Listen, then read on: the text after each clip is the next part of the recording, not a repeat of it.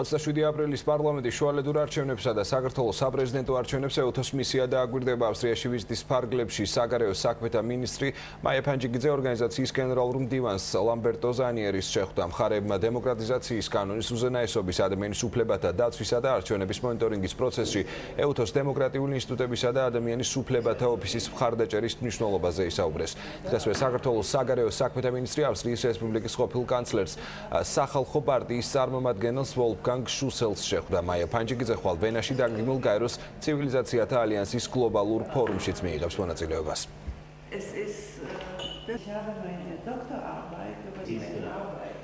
ჩვენ ძალიან ვრცელი საუბარი გქონდა საქართველოს შესახებ, საქართველოში მიმდინარე მოვლენების შესახებ.